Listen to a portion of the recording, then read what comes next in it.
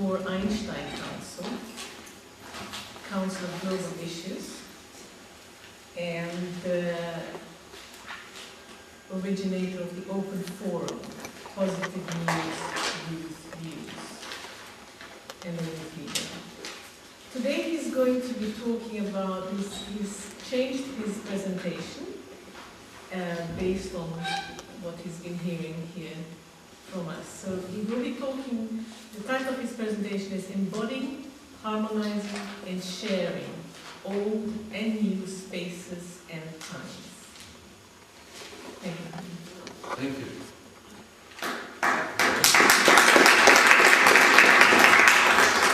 I had to change, not only because it was so exciting what I heard here, but the key also was David McBride, with whom we did for all the world religions a talk on oikos, ekumene, ekudomi, recently in Crete some years ago, and it was more focused on ontologies and epistemologies and abstractions and apathy. But as he cannot come, I have to do what I can. So thank you very much. I am waiting for the signal. Can you signal for me? Oh. Thank you very much. You see, I was so enthused because not only harmony, but Renaissance is so important for me. So I read about 10 bibliographies of Michelangelo, because he was deep into embodiment and he was sculpturing in the positive and in the negative sense and later building large buildings. But going deeper, I want to talk now about perspectives, multi-perspectives, and positionalities, and eccentric positionalities. The philosopher Hans Jonas said, we can, as humans, step out and look from above. And that is a trick. The Sufis say, if you want to solve a problem, take your own viewpoint out. So I will try to talk about mental mobility and embodiment. Because we have a problem here. They call it cyberculture. It is a new media. It is many things where I feel they have shown through creating the arts, by making that real, that this is important. So I was enthused by being invited by Franz Theo Gottwald, because harmonization out of the old tradition of the Chinese, I had two elders being Chinese, it's not yin-yang. And so there we worked in harmonization projects of UN, G7, OECD in the 80s, until they closed the whole thing as we had overstepped our mandate shortly before Rio. And our word from an educator, Werner Kollert, was, much is known, unfortunately in different heads. So it's again the issue, how can we bring different viewpoints, different positions, different languages, cultures together. And when I heard Marilyn Wilhelm talking the first day, I remembered a citation from Jiddu Krishnamurti, and I had to translate it. The word, the symbol, the picture, the idea are not the truth, he says. But we pray to the picture. We worship, admire, adore, idealize the symbol and the icon. We credit the word with much significance. And he says all this is destructive, because then the word, the symbol, the image is becoming more important than everything else. So we have to be aware, and they say the same. I've been adding that here to the map and models. Also the maps, the models are not the territory. They are artificial constructions we create, and then we take them on as dogma, and then our karma is running over us. So I wanted to say that Marilyn is doing the dances of enlightenment. she is not stuck just with explaining words, but saying the commons, that is the first step. And then we have to see that we have to expand the commons, because now we are not just living on our island, in our little valley and the mountains around us. It is a little bit more complicated. And so I work with this ivory tower of the International Council of Scientific Unions. What is, as I'm a surveyor, I'm a geophysics person, what is if maps and models could be superscience and superstructures? Like the Chinese writing, you have a language in a frame of references where concepts, symbols, positions are very important, and not just the sequence of the letters. I have to jump because our time is short. So this is what I did with Professor Heinrich some years ago when we had to step to the new millennium. There's a crisis of order, of orientation, of meaning, and I took the metaphors which are really holding us. So in the Grimm fairy tales, it's a sweet pie. Others speak the new media, cyberculture, internet, that's a bomb. So we have to really see what is the challenge now imposed by technological drive, which is happening much faster than we imagined. So in the design of the internet, they speak about a magnetic portal. Everybody now making his own internet site, and there's more and more segregation, more and more separation, and more exclusion. And we're not aware of that, and especially as it is in different languages. You search with Google, and you search in the wrong language, you will never find something. So the connections are not made, and that is a real tragedy. In doing all this research around global change with Willy Brandt in the 80s or whatever, all our science is trying to make oversimplified concepts, and then they're doing overclaims. So even the new 21st century studies on science and engineering put things into boxes. This is macro scale, this is planetary scale, this is natural sciences, this is life sciences, and that is spirituality. And we have to overcome and at least question the models and metaphor behind. Because the deep saying about metaphors is, I mean, a metaphor is an image schema, but watch your metaphors. Because you think you know, but don't, and that was Mark Twain. Then you run into trouble. So the trouble is that we think we know, and I have created, which might be of interest to some of you, with the International Society of System Sciences, a wholeness and healing seminar with the Santa Fe people on consciousness and science and complexity. And there, in this wholeness seminar, I discussed all these matters, only to open you the door that we discussed even 12 years ago with UNESCO and Club of Budapest, as we had the we question, who is we? There I presented the me, you, we, they and other models and how they can dance with each other. Because if you just put it into a box and then you label it, then you fall into the trap.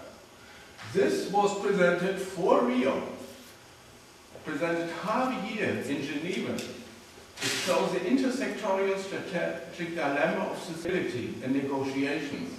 It was not brought to the table because, especially politics, want it simple. They want polytainment and want to stay in control. So my work, as I explained before, is on dialogue and decision cultures, and my fields are not just here staying in touch with the whole, but creating transformational community, informating, educating, engaging in social inventions or whistleblowing, and these wheels of transformation. You were speaking about the mandala. We can order, and if we order things, then it's an artificial construct. We can negotiate it. It is not the reality, but something on the table. So all traditions not just have a torus or a spiral or whatever image to explain complex issues. And so I worked with Barbara Marx-Hubbard and other people on showing how these things could connect. I believe, like the Enneagram, it is important to not just show the opposites, but how the flow of energy is between the states. So, and then I have to come back, because this Paul Weiss here, he studied medicine. He was a father for Bertalanffy and his people studying general system sciences. He showed actually what the problems we had here was about genes. That there is a level of change from the gene to the tissue, to the organism, to the environment, and all this is neglected because our science want to have it in a pigeonhole, labeled, and one point after the other. So we have been taking out for the Konrad Lorenz Institute such displays to show there is also an issue across scales. And that's another important graph for me. It was done by the Meadows. It shows that the upper right corner, there is what the Club of Rome report Limits to Growth is about. It is our children's and future generations' lifetimes, and it's the world. But the study where the interest of the people is in the lower quadrant, which means today and next week and just me and the family. And if we don't widen up the picture, we have Babylon. We fight over words and over turfs. I want to show, because we had this discussion here about Humboldt University 200 years, 3 weeks ago, that Herbert Stachowiak started the general model theory, not the general system theory. And that's very important, because a model, if you build it, like I was with designers and architects, building a house, building a model of a town, then you can negotiate it. So he came from general model theory and then started pragmatics, and including ethics and pragmatics and aesthetics. And he's unique, as he just died 5 years ago, but everything is in the National Library now. So all his writing to Piaget, to Feyerabend, all this, but it's in the box of German speaking. So it's a horrible, even if it's 5 volumes, and bringing model thinking to education, and all these books is written, they couldn't label him in universities because they say he's a linguist, he's a cybernetics guy, he is a model man, he's an educator, he doesn't fit our academic schemas. So we do all what I'm explaining in a moment in an international encyclopedia of systems and cybernetics to explain what this word means and how they are used by the different faculties, disciplines, subject areas. Oh, this is double? This is great. What I wanted to show through the old traditions of anthroposophy and theosophy, they always say the truth is in the integration of all the isms. So if you just do materialism, or just do spiritualism, or just do idealism, you're on the wooden way. So this I mentioned also too. So my work is now the last 20 years trying to integrate such systems, sciences, worlds, metaphors. And we found with Charles Sander Peirce, who was also a surveyor, that you say there are different sign systems, symbol, icon, and index. And all these semiotics guys find what is an index. But an index is a pointer. And it's a pointer in a frame of reference. And if you use this, then you can say a map, the Chinese writing, is an orientation schema to negotiate and even dig into it, go deeper, so you can pan and zoom in such artificial constructs. And some people might have you heard about the Warburg Library. He was in Hamburg and then he went to London. He used the same concept like Peirce, index, symbol, icon, or van Cusanos, analogon, symbolon, icon, to really show and he made a whole library, a whole exhibition place in Hamburg, where each level of this large house was dedicated to words, to images, to orientation, and to action. This is then connected, I say here, down there, ethics and pragmatics connected to Stachowiak, but also Hans Jonas. Because Hans Jonas said, ethics in the future, or responsibility in the future, has to be solved with space and time horizon. And I just want to show you, this is an artificial construction, but we have to go beyond just using words. And here with the Academy of Sciences, we are now working on integrating the maps and the models and the visual models and the linguistic interpretations. And this is just a prelude on actually what I do. So I would have loved to have you here 2 weeks ago. It was in the Deutsche Bank Guggenheim on abstraction and empathy. They just closed it back to New York. It's really horrible because these deep artists like Malevich, they went to abstraction, but then again to embodiment. And that is actually the dance I want to do with you. And I want to warn you, I step back. I look from a high stand. You see it on the left side, otherwise you're in the box. And in the knowledge organization, we speak about detailed knowledge, root knowledge, and survey knowledge, overview knowledge.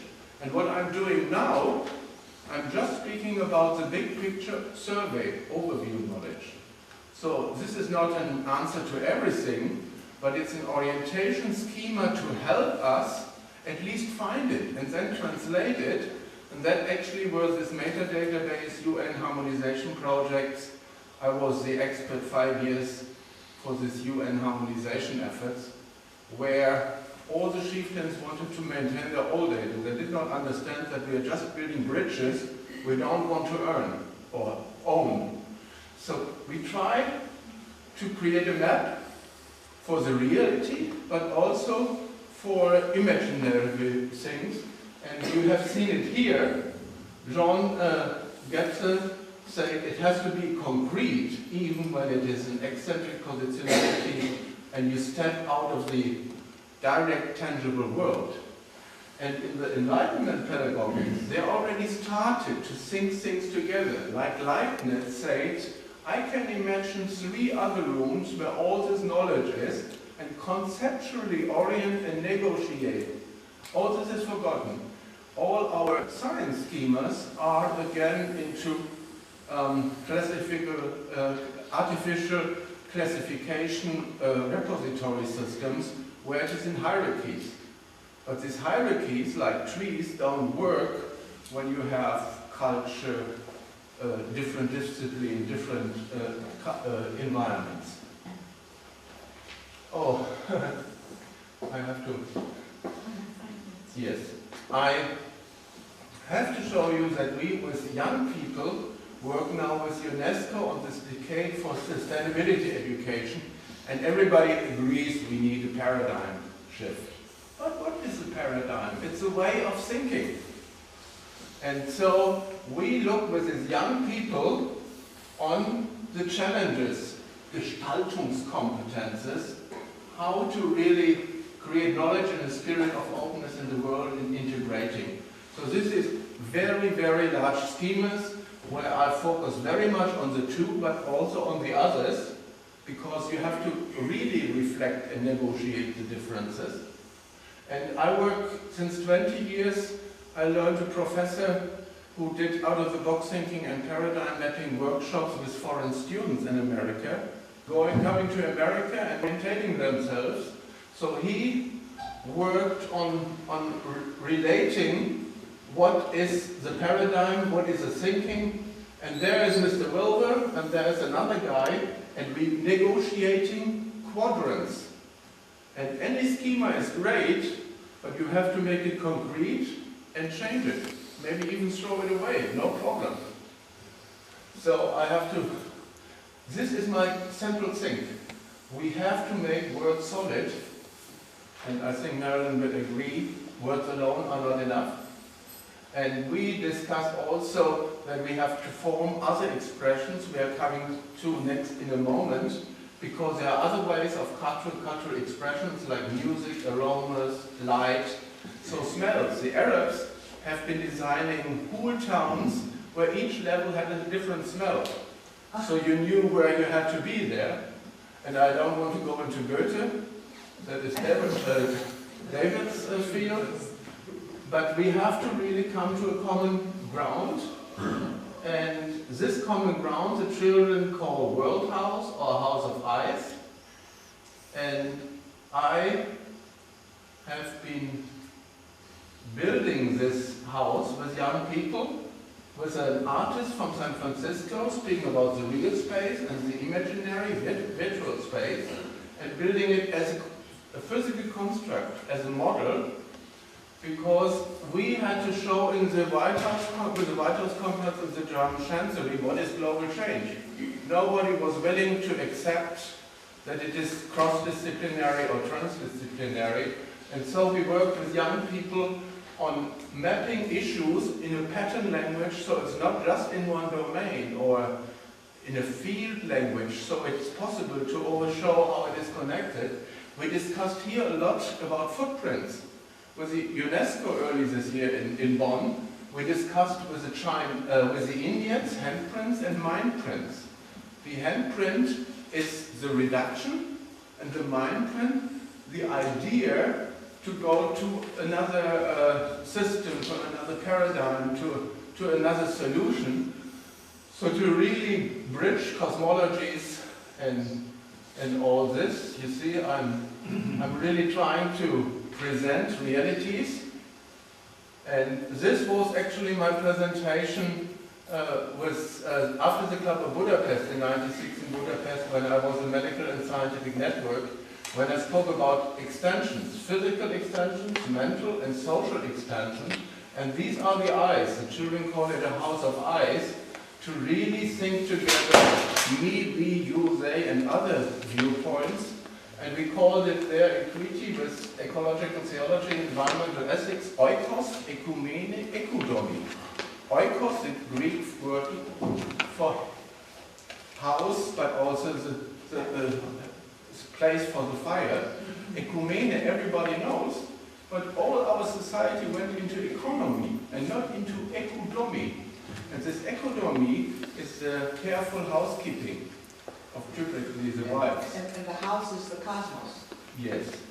And there you see we tried to bring this all together with UN and ECOSOC to not fight over words and check meanings, and with the Tagore Einstein east-west thinking and not north-south thinking only, and really negotiate, as I just mentioned, with this Club of Rome people. What is the meaning? How is it connected? How it is contextualized? And I have all these books here because these are very, very dear to me. And if you are interested, I have much more with me, and I'm very happy to have your attention. Thank you very much. Thank you very much.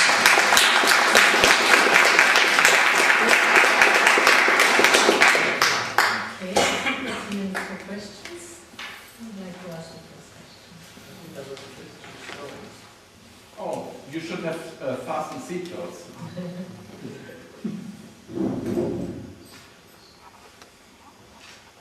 I know, you shouldn't say more than that time. But it's all in the web, all is available.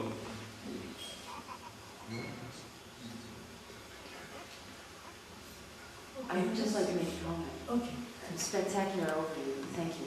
That's all. I don't have any questions. Just observation. I've got many questions. I mean, I do, but I certainly can't begin posing them, but thank you very much. You're most welcome. A question to you and everybody. Are we thinking or are we dancing? I would like to dance.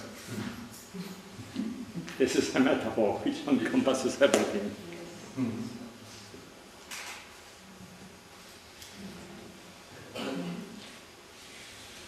A thought that comes to my mind listening to you is just, I want to share in Chinese. There is a philosophical system to look at the world called feng shui. it is in a very abridged and corrupted way has come to the western part of the world as well. And it has nothing to do with some stars and frogs and all these things. And there is a method of training the people who are applying the feng shui system to their customers. You have to come into the state of the early heaven. The early heaven is the state of pure chaos. And they learn about 30,000 laws to be obeyed while observing landscape, houses, and so on. And they are all contradictory. So the trick is to overload the thinking brain and giving chance for inspiration. Or trance, whatever you want to call it. So I felt a little bit in the state of the early heaven. I was very much inspired by all the inspiration that came through, while my brain was just heavily engaged with following every thread, which was impossible, but I understand what you wanted to say. I can only say that I learned about Feng Shui in the mid-70s. The guy who was building the Philharmonie here in Berlin with Sharon was my professional father then since 1999. And his work was on rhythmical measurement schemes in world building culture. He left Sharon in Berlin to go to the UN to be a state planner all over the world. So he looked into the structures of the Inca, Egypt, he was in Iraq, he was in Taiwan, and he looked into how they were building. And the Chinese have a yin-yang system overlapping, the male-female. So this is how I learned. I didn't learn much in university, more in kindergarten, to really think out of the box of this dualities and right-wrong schemas. We have done it all with Laszlo in the Club of Budapest, where we had all these discussions about dualities, but we always go back to words only.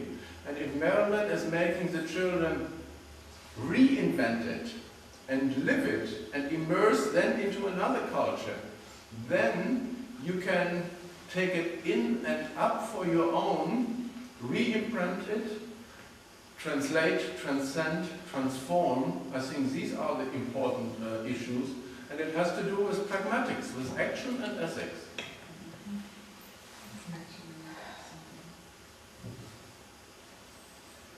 I like very much your word embodiment. It's really important for me, and I think also your concept of new time, new space. I think it is very necessary that we have spaces where we can really embodiment this new thinking, and perfect will be when we can go every day in these new spaces. The a priori of Kant, of space, not allowing fullness and emptiness like the Eastern traditions, is a very dramatic dilemma for our European or Western culture, because it makes us rigid, and actually we should be fluid, and then we can create extra spaces. And we have imagination space, we have mental locomotion as the most natural and cheapest form of feeling. So imagination is killed by putting it into symbols or signs.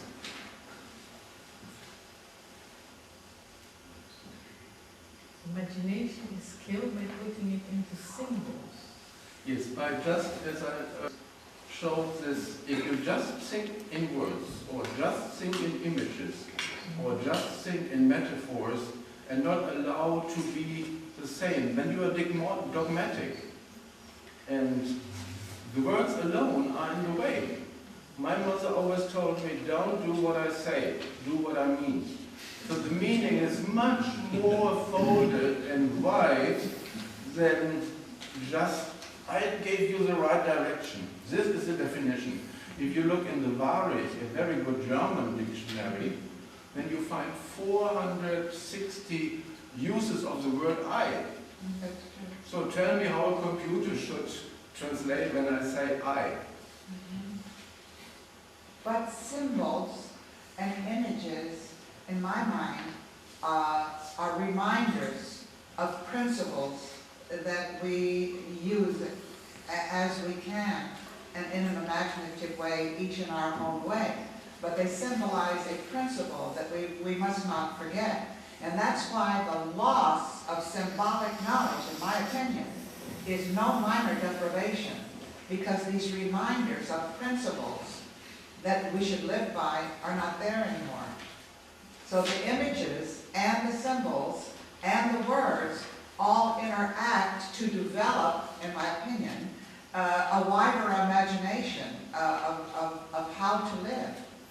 Marilyn, I'm fully with you. Yeah. I wouldn't go without images, I wouldn't go without symbols. Yeah. We I'm need against them all, them. and we need to subsume and resonate, and in each of them is a mirror of the deeper oneness. Here, here. Now, I couldn't agree more, and you expressed it in a bronze plaque way. Thank you. Any more questions? Okay, in that case, let's express.